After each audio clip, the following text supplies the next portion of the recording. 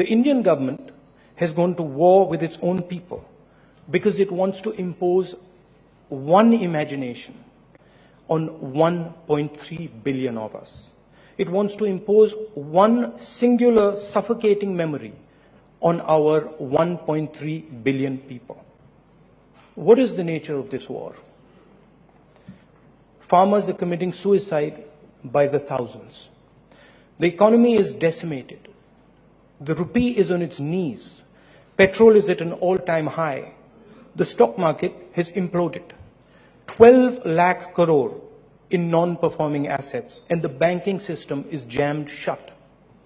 Unemployment is at a 20-year high. It hasn't been what it is for 20 years. The informal sector has been decimated as a result of demonetization and an extremely complex, multi-layered GST.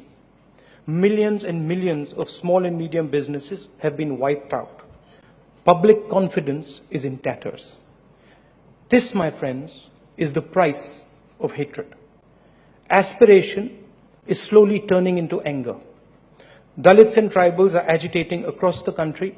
Minorities are under vicious attack. Our friends in the media are sacked because they criticize the Prime Minister. Gauri Lankesh is shot dead because of what she writes. Fresh thinking is unwelcome. In fact, forget about fresh thinking. They dislike thinkers. Raghuram Rajan, Amartya Sen, the list goes on. Institutions are attacked and destroyed. Supreme Court judges are compelled to go public because they feel intimidated. And in the same breath, they speak of their fears, they speak of Judge Loya. The sole qualification of vice-chancellors after vice-chancellor chosen to lead India's top universities is that they belong to the RSS. And many of you in this room are victimized and harassed by the authorities. You face institutionalized extortion and arbitrary cases. I'd like to ask how many of you are NRIs? I'd like to ask how many of you tell your children not to come back to India because something has gone very wrong in this country. But I won't do that in front of these cameras. Today, India is in fear. And while India burns, all they do is talk about their slogans. But their slogans have a shelf life. Make in India, Start Up India, Clean India. What exactly have these slogans translated into? Nothing. Because the people in charge are convinced that they have a monopoly on knowledge.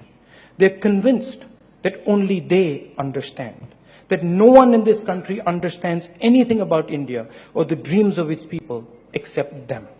They don't listen to you, they don't trust you, they don't listen to the people of India. But what is a country if it isn't a multitude of voices?